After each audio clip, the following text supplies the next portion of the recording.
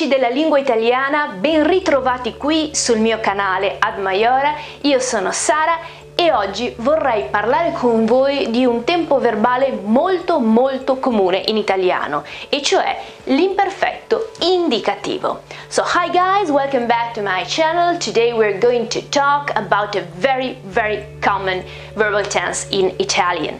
Imperfetto indicativo. It's a tense, a verbal tense that expresses an action in the past. So the name of the tense is imperfetto.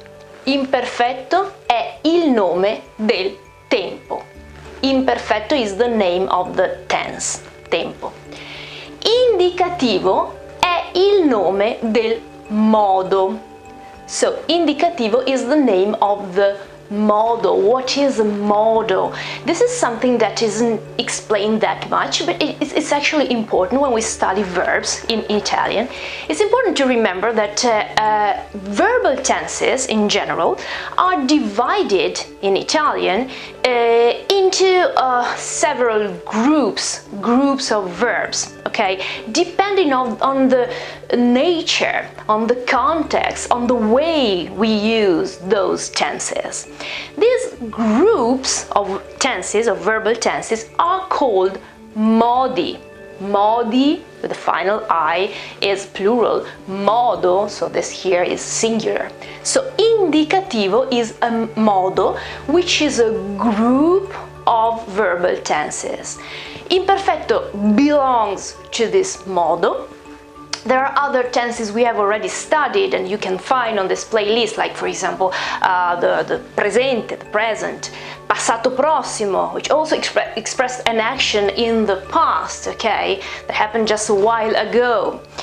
And there are other actions, okay, or other verbs that express actions that happen in the present, in the future, or in the past, and they all belong to this modo here, indicativo.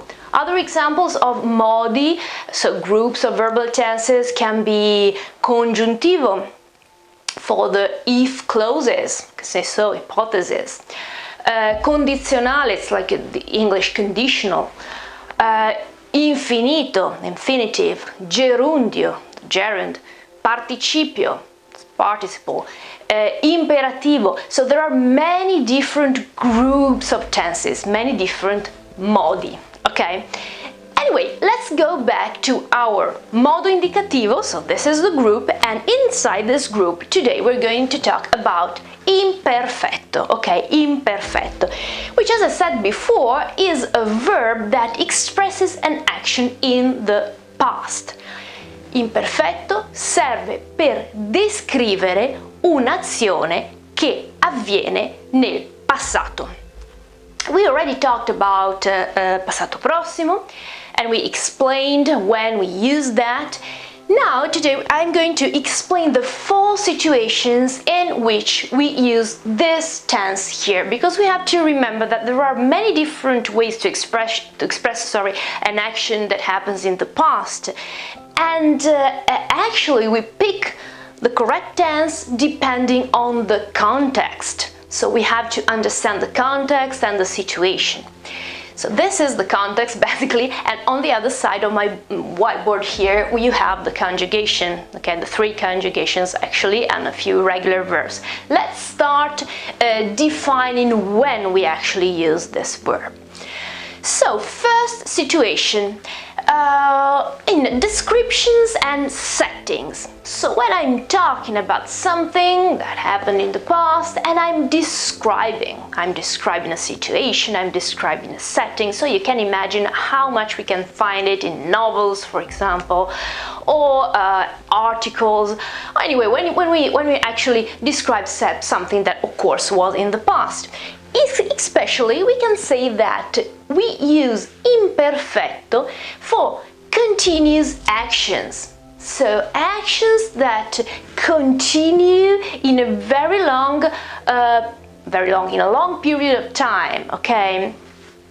Like, for example, actions like to be or to have, okay? They're continuous actions. So essere, to be, avere, to have, of course. eventually for an imperfect or indefinite arc of time. So when the action is long, we can say so, and we have, it develops in a long period of time, and sometimes that time is not definite. Let's make an example here. A few examples actually. Laura era bellissima. So Laura, it's a name, obviously, era bellissima. In this case, I am just describing how she was. The verb to be, as I said before, it represents a continuous action, okay? Because, of course, she was beautiful. And that action didn't last just a moment, okay? But of course, we are talking about a long period of time, and sort of a generic situation, we can say so. So this is a case when we certainly use imperfetto. In fact, if I used here passato prossimo, for example, and I said Laura è stata bellissima, which is passato prossimo. Again, you can go back to my lesson if you don't remember that. It's not incorrect, I mean grammatically incorrect, but it means something different. It means that she was beautiful or pretty for a very short period of time, but then something else happened. Okay, that's the idea. In this case, I am just sort of giving a description, okay, quite generic, quite plain. And again, aveva 3 figli. Laura aveva 3 figli. So she had 3 children. Also in this case, I'm talking about a very long period of time. Okay, it wasn't just a moment, of course. So verb to be and verb to have. Conosceva 3 lingue. Laura conosceva 3 lingue. So she could speak 3 languages. Also in this case, this is not something that you do just for a moment, okay? This is something that belongs to your life and for a very long period of time. So we can say an indefinite arc of time, which is long, usually. Or again, non la vedevo da molto, okay? I hadn't seen her for a long time. Now, all these actions represent basically long or indefinite arcs of time and descriptions. Descriptions of a person in this case, or an object eventually, or of a situation. So this is basically the first case, okay, the first situation, the first context in which we use imperfetto indicativo.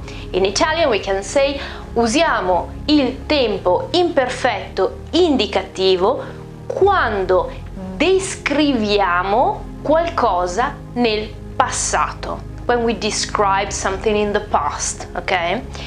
Per azioni continuative o prolungate, o per parlare di un arco di tempo indefinito o non determinato.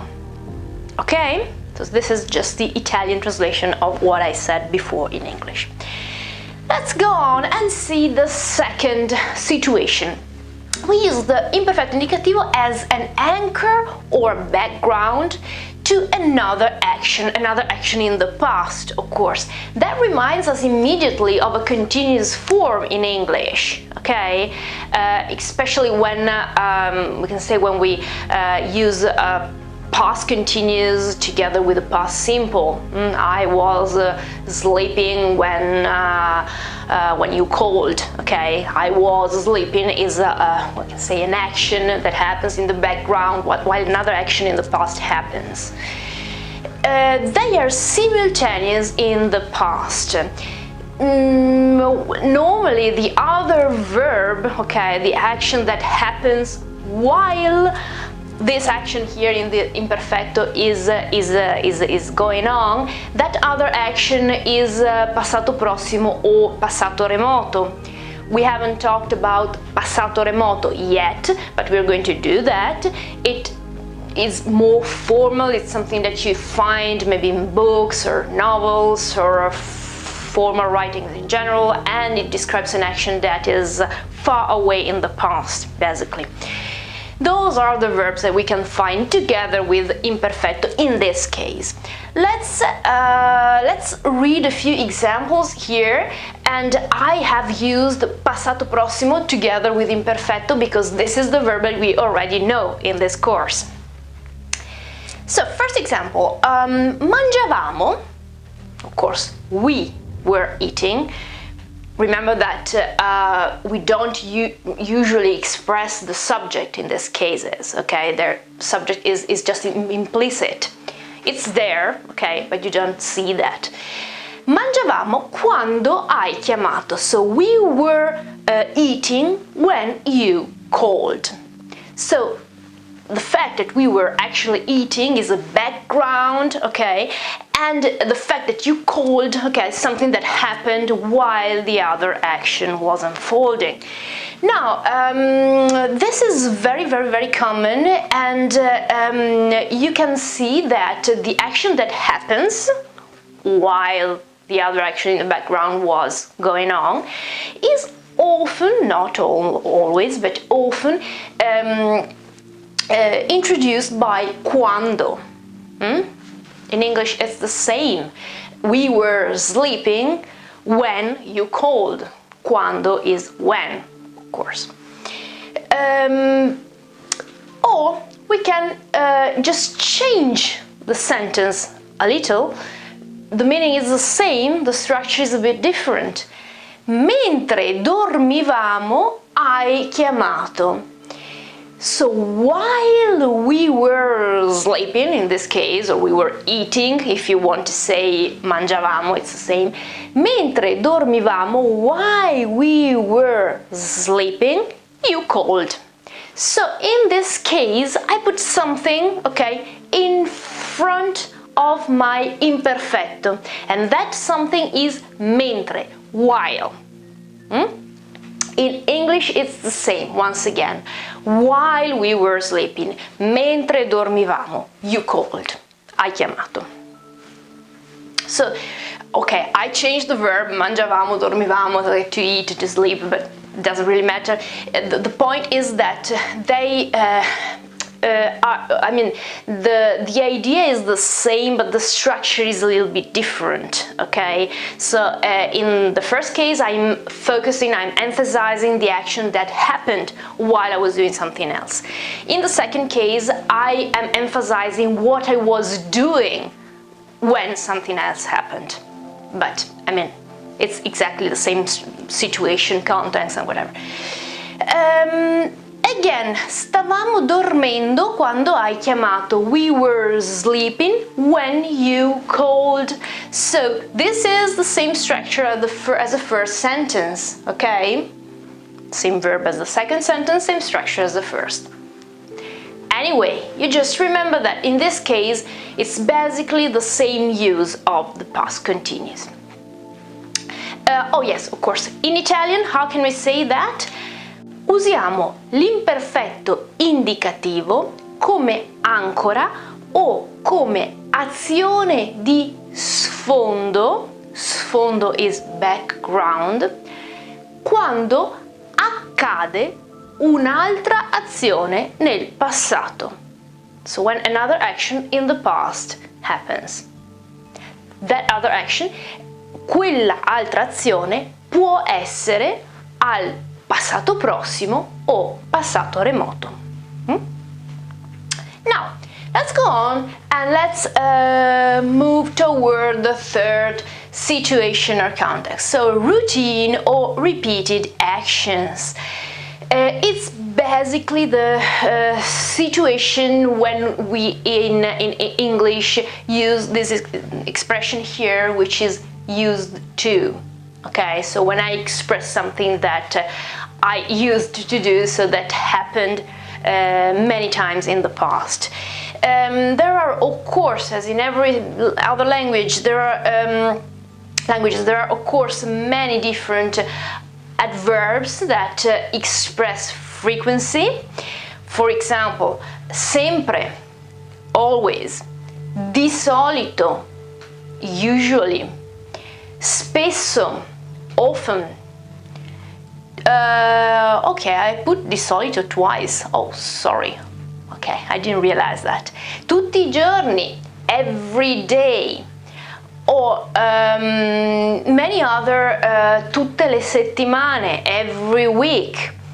So all these expressions are basically meant to give the idea of a repeated action, so something that happens many times. Examples here, di solito mi alzavo alle 7. So I usually got up at 7 o'clock in the morning, 7 a.m.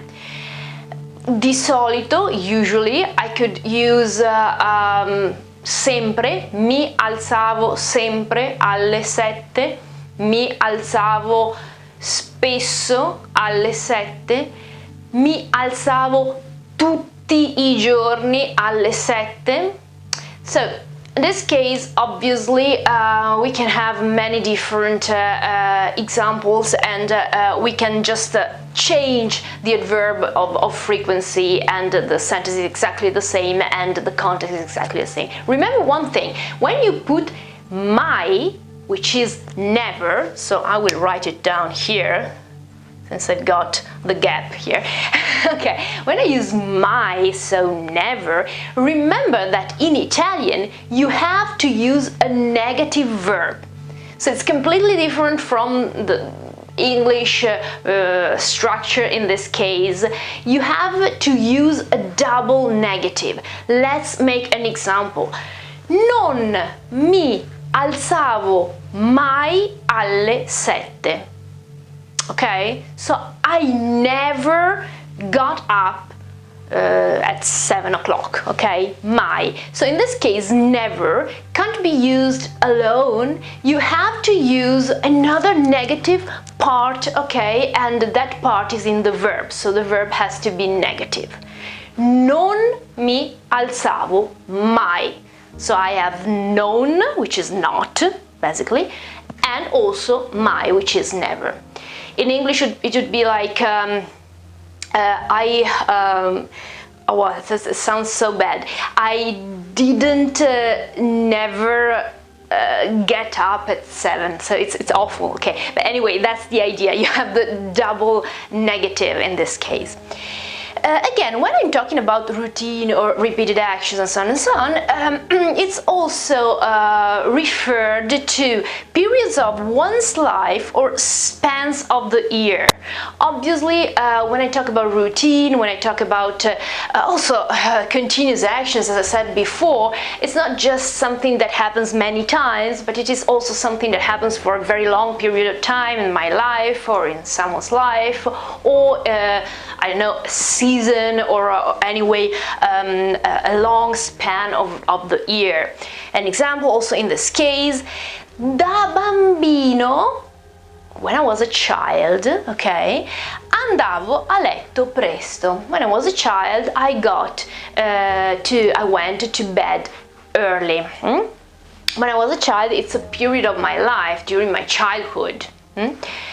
Or again, same sentence, but using the span of the year, the season in this case. In inverno andavo a letto presto. So during the winter, in winter, I went to bed early.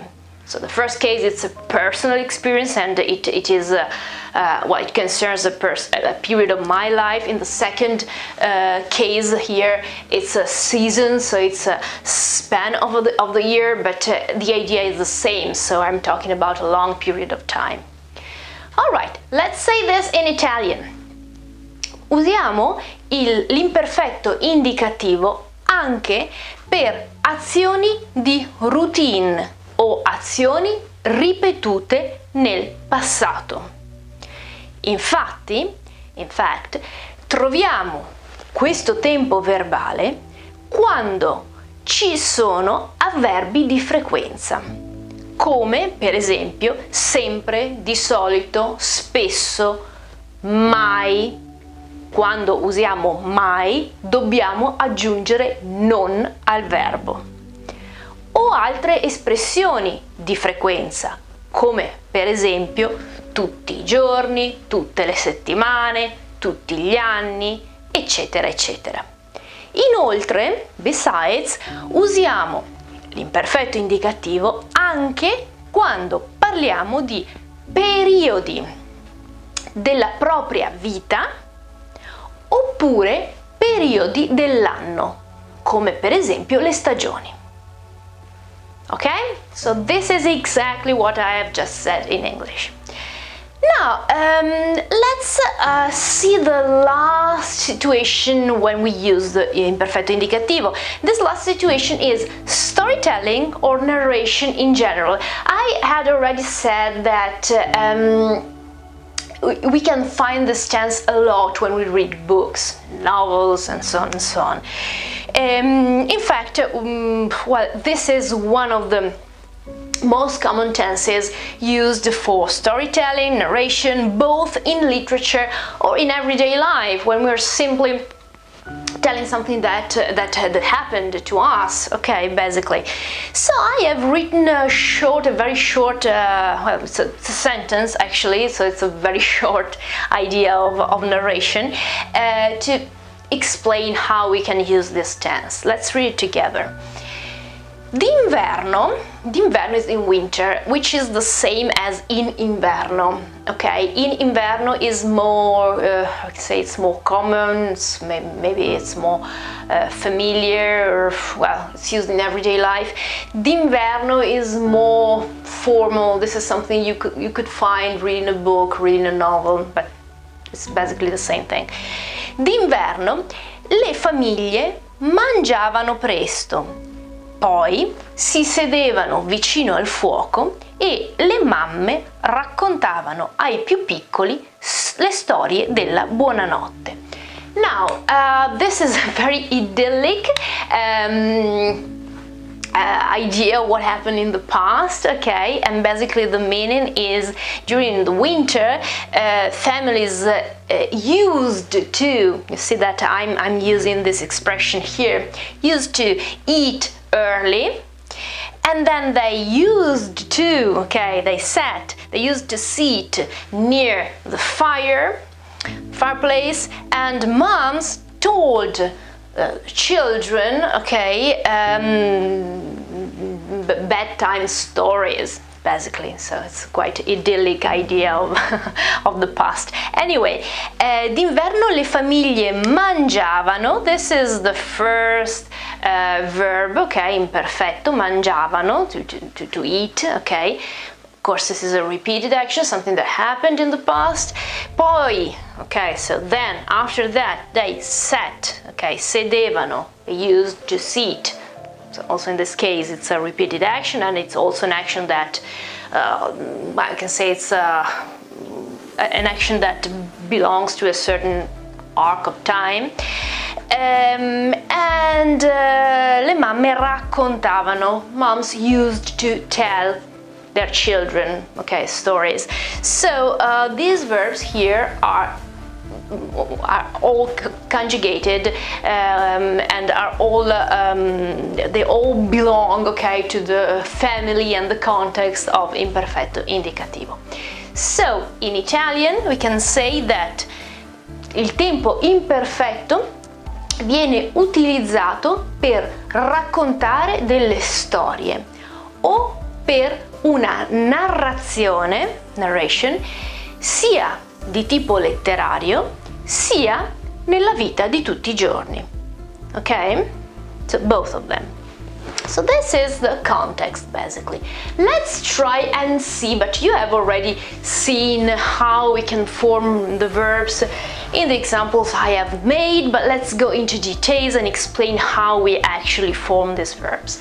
Now, first of all, we have to remember, and we always have to remember that in Italian we have 3 different conjugations. The first one is when the infinitive of the verb has the suffix, the ending are, like parlare, mangiare,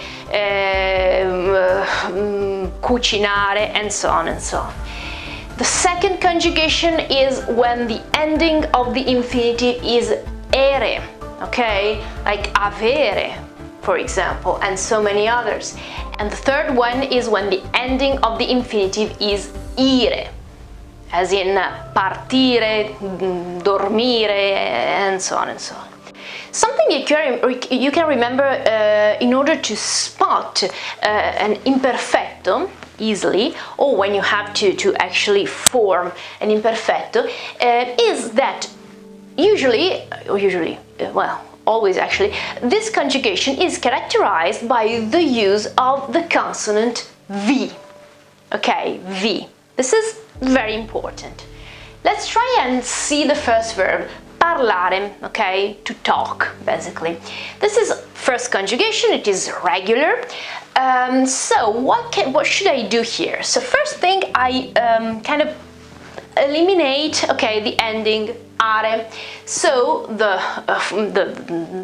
verb, okay, the root of the verb is parle, okay, here. Then I add the a in English, which is typical of my first conjugation, a, and then the consonant I talked about a moment ago, so V, and finally the vowel that is typical of that person, also in the present. And so we already know that, because if you know the present, you perfectly know these vowels, the final endings, okay, that I have underlined in blue, okay, because they are exactly the same as in the present form.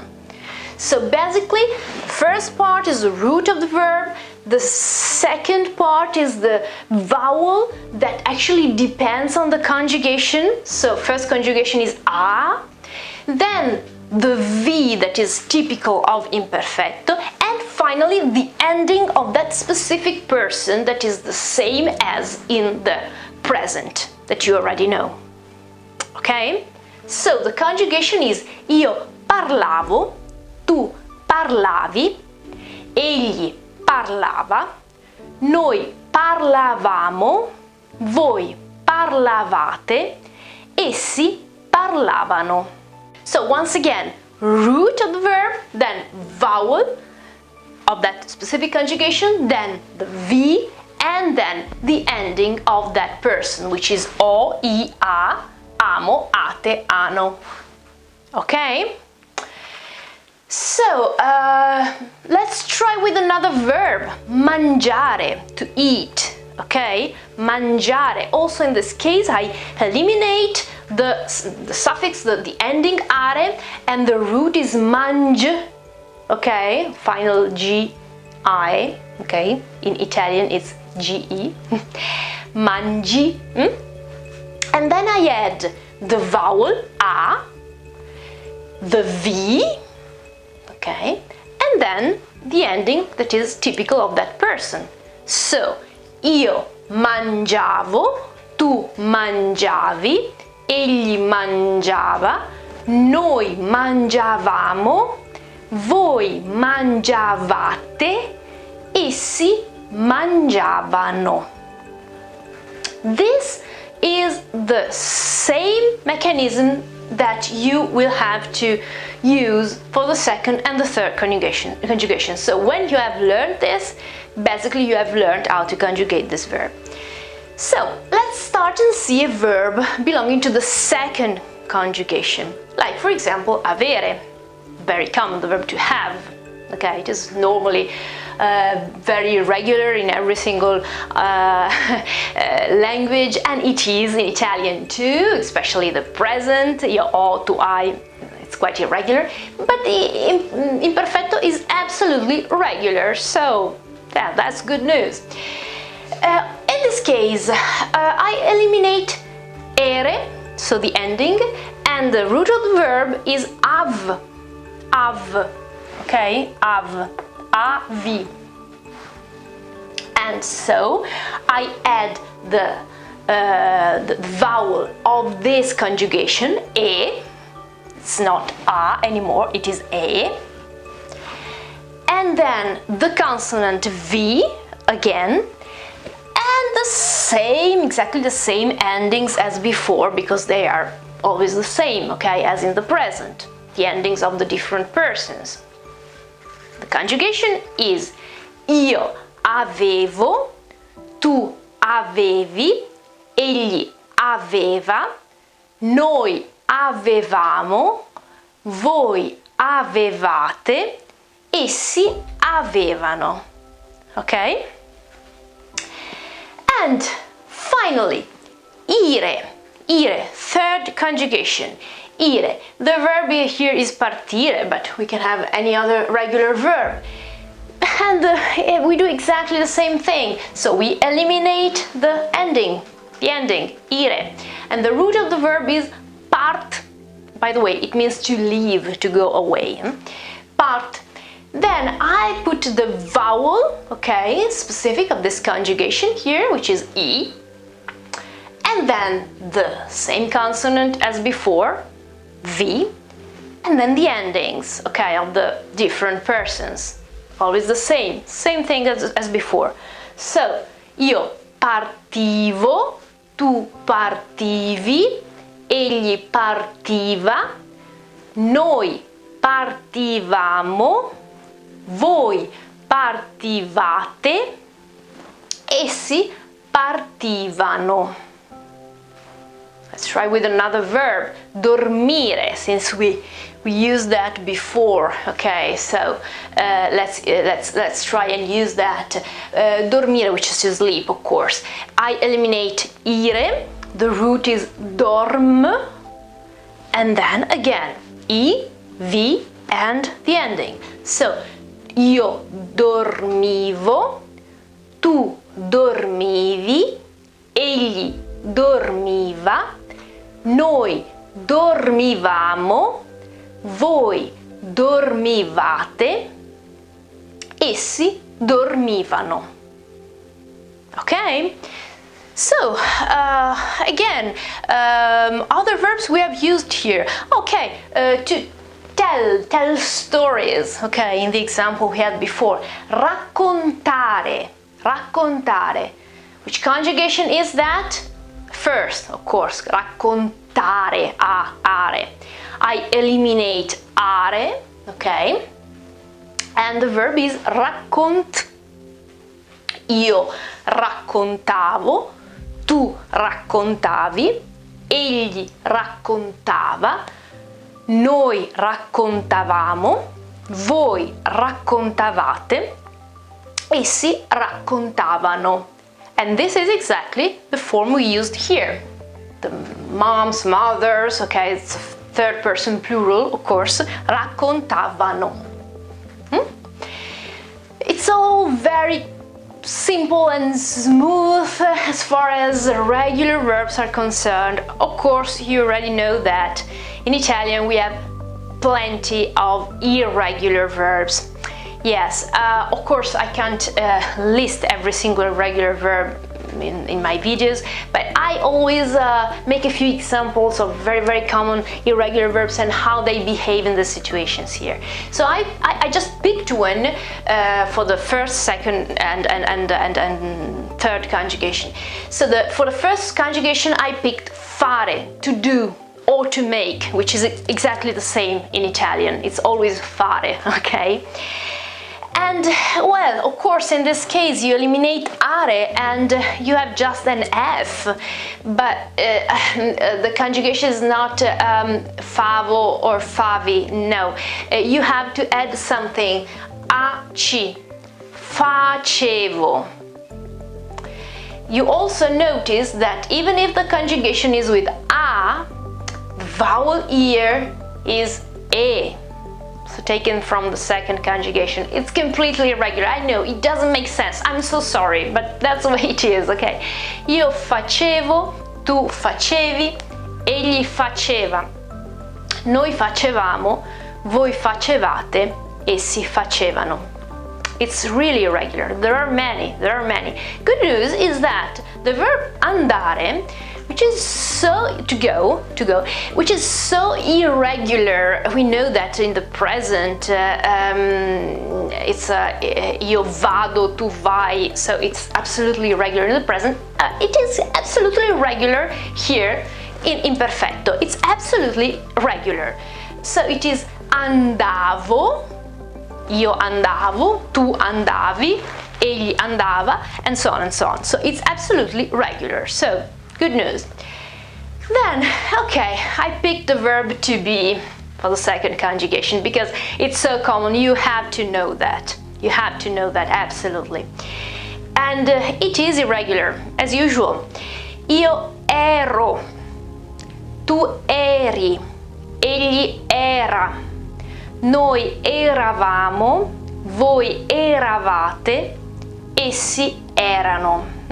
Pay attention to the accent which is here, okay? Erano, it's not erano, but erano.